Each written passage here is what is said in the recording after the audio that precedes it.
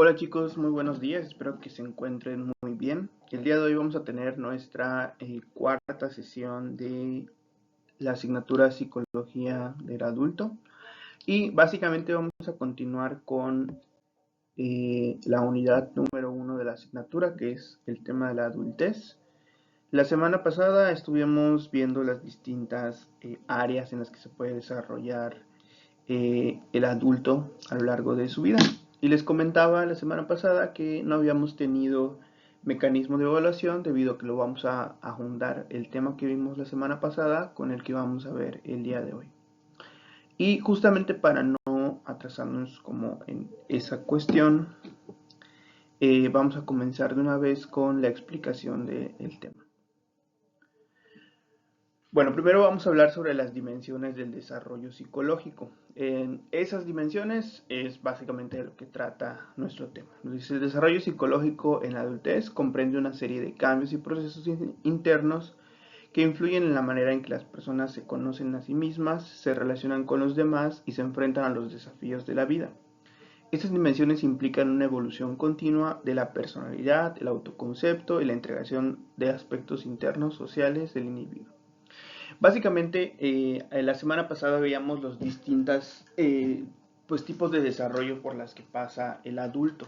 Pero hoy en particular nos vamos a centrar en el desarrollo psicológico y todas las implicaciones que hay consecuentes de esta cuestión, ¿no? En general vamos a ver, bueno, de forma general vamos a ver tres aspectos importantes que son los que se mencionan ahí al final. La evolución de la personalidad, el autoconcepto y la integración de aspectos internos y sociales del individuo. Y vamos a ver primero la integración y la expansión de la personalidad. Nos dice, durante la adultez la personalidad tiende a estabilizarse, pero también puede ampliarse y enriquecerse. La integración de la personalidad se refiere a la capacidad de armonizar distintos aspectos del yo, como son emociones, aspectos emocionales, cognitivos, sociales y éticos, logrando una identidad coherente y estable. Este proceso implica aceptar fortalezas, debilidades, resolver conflictos internos y consolidar valores. Recordemos que a lo largo de las etapas anteriores a la adultez, sobre todo en la etapa de la adolescencia, hay esta búsqueda de la identidad y también búsqueda de la personalidad como tal.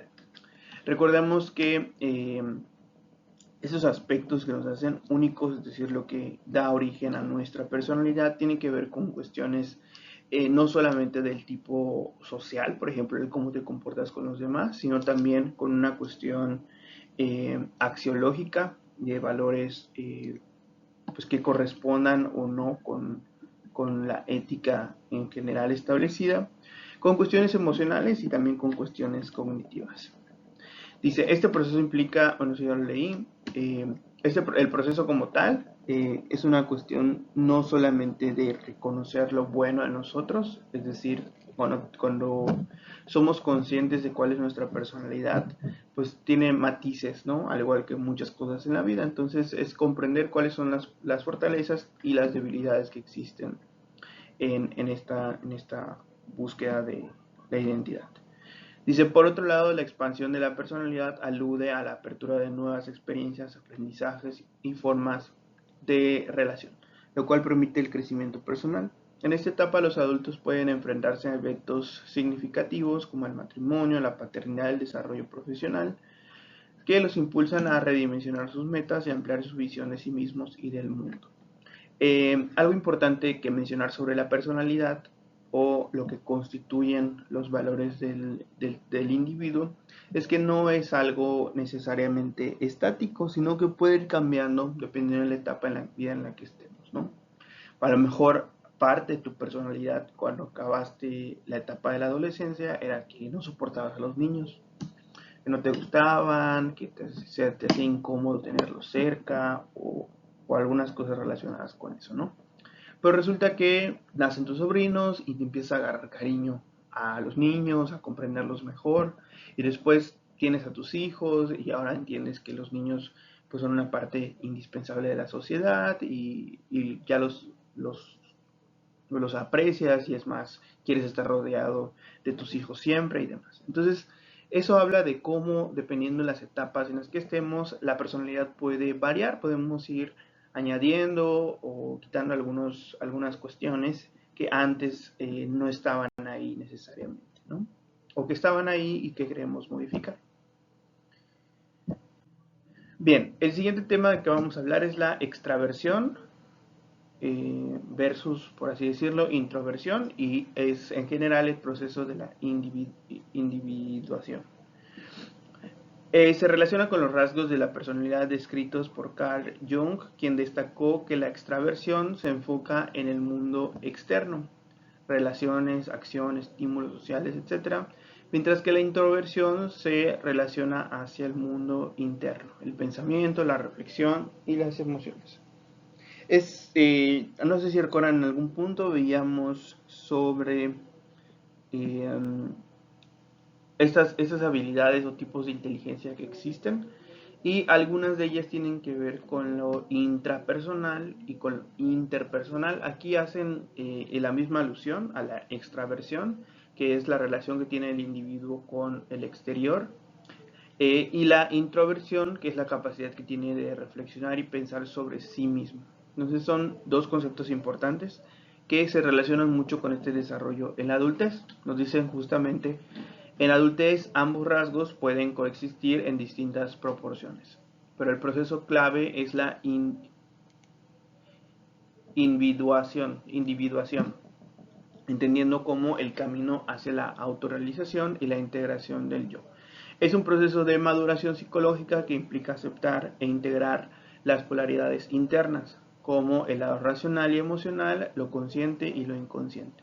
La individuación permite al adulto llegar a ser quien es realmente, reconociendo su singularidad sin depender excesivamente de las perspectivas sociales y familiares. Es decir, este concepto de individuación básicamente habla acerca de cómo a través de la extraversión y la introversión podemos crear un balance con respecto a nosotros mismos. Recordemos que pues no puedes simplemente basar tu personalidad o tu concepción de ti mismo con base en lo exterior, es decir, con base en lo que hablas con los demás, lo que haces, las personas a las que frecuentas, sino que también tiene que haber un proceso de autoconocimiento, reflexión y emoción. Entonces nos hablan aquí de que para alcanzar en su punto más óptimo, la individuación, se tiene que generar este balance entre estos dos conceptos. Y vamos a ver ahora el concepto de sí mismo en la adultez. Es el concepto de sí mismo o autoconcepto, tiene dos formas de llamarse. Se refiere a la imagen que una persona tiene de sí misma, incluyendo creencias, valores, capacidades y roles sociales en adultez. Este concepto se vuelve más complejo, realista, influenciado por experiencias acumuladas, los logros personales y las relaciones interpersonales. Es decir, lo que ya habíamos hablado anteriormente, del cómo te percibes a ti mismo, incluyendo todas estas características de las que ya hablábamos, ¿no? Por ejemplo, antes, cuando a lo mejor de niño, cuando tenías 4 o 5 años, te preguntaban ¿quién eres? Pues lo máximo que podías alcanzar a describir es, pues soy un niño, tengo 5 años y ya, ¿no? Pero conforme más grande eres y más te hacen esa pregunta, pues a lo mejor puedes ir añadiendo más cosas, ¿no? Y mientras, o sea, dependiendo de la capacidad que tengas o no de poder describirte a ti mismo, incluyendo todas esas cuestiones que nos mencionan ahí, como son las creencias, los valores, las capacidades y los roles sociales, pues es cuando tienes más comprensión de tu autoconcepto o de quién eres en general, ¿no? Nos dicen que durante esta etapa el individuo suele buscar la coherencia y la estabilidad en su identidad, aunque también puede experimentar crisis o reajustes, por ejemplo, ante un divorcio, cambio de carrera o envejecimiento. La autoestima, la autoeficacia y la percepción del propio valor juegan un papel importante en la manera en que los adultos enfrentan los retos y se adaptan a los cambios. Básicamente ahí nos están hablando de dos conceptos muy importantes, que es la coherencia y la estabilidad. Es decir, si yo me percibo como una persona pacífica, pues obviamente tengo que ser coherente con eso, es decir, no irme peleando por la vida con todo quien se me ponga enfrente, porque eso no sería respetar la coherencia de tu autopercepción. Por ejemplo, si me considero una persona amorosa, pues no necesariamente voy a tratar mal a las personas que quiero, por ejemplo, o, o si yo sé que mi forma de demostrar amor son los actos de servicio, pues el ser coherente con eso ayuda a tener justamente una estabilidad en el concepto de ti mismo. Nos dicen, el autoconcepto en la adultez es por tanto dinámico, evoluciona en función del desarrollo emocional, social y cognitivo, y es fundamental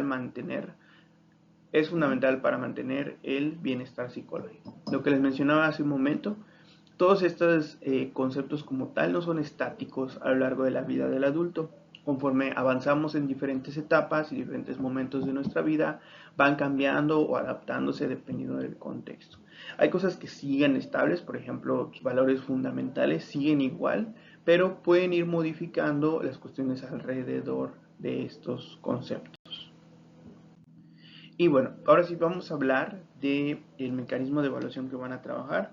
Es un mecanismo complejo, es el número 1, y es una matriz comparativa del desarrollo del adulto, que es básicamente un cuadro comparativo. Primero que van a hacer va a ser investigar sobre las características propias de cada etapa del desarrollo del adulto, las que vimos hace no mucho, donde veíamos la etapa temprana, media y tardía. Y con base en fuentes teóricas confiables, es decir, pueden ser libros, artículos o información de internet, vamos a completar el cuadro comparativo. Ahorita les voy a mostrar el formato, pero vamos a leer primero las instrucciones.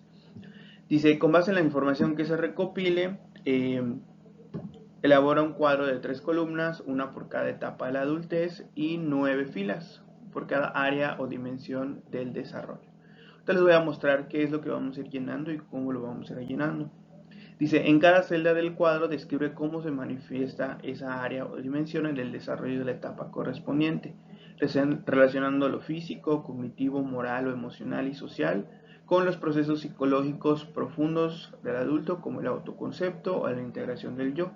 Y este cuadro lo vamos a realizar de forma individual. Bien, les voy a mostrar el cuadro para que lo podamos explicar de mejor manera.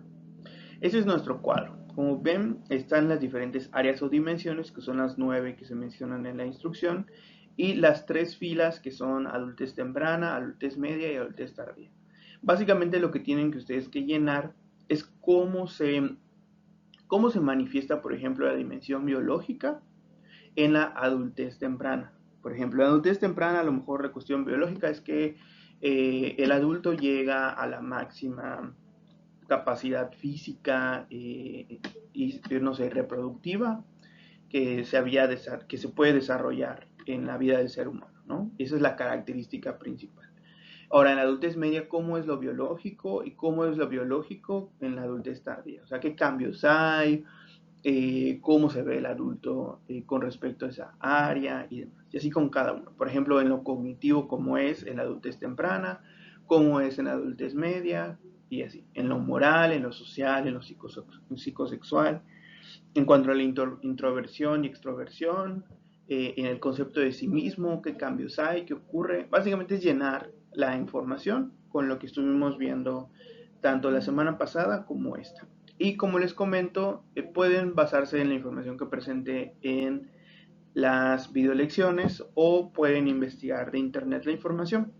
Nada más que vamos a tener que incluir las referencias en formato APA. Ahorita les voy a leer los criterios para explicarles pues, cómo lo tienen que entregar. Bien, primero que nada se realiza de forma individual. Puede hacerse en el programa de su preferencia, pueden hacerlo en Canvas, en Word, donde ustedes deseen. Completar el cuadro con base en fuentes confiables de Internet y la información de las sesiones de explicación del tema. Hay que añadir las referencias en APA al final del cuadro comparativo y solamente se entrega un PDF con el cuadro y las referencias. La investigación que se les pide solamente la van a usar para complementar el cuadro, pero no se entrega en el trabajo.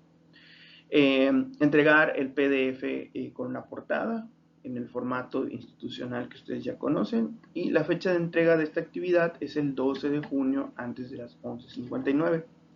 En un ratito les voy a subir la instrucción de la actividad para que la puedan consultar ahí Y si tuvieran alguna duda, pues el sábado se las puedo resolver en clase. Esperemos que esta vez sí tengamos clase el sábado.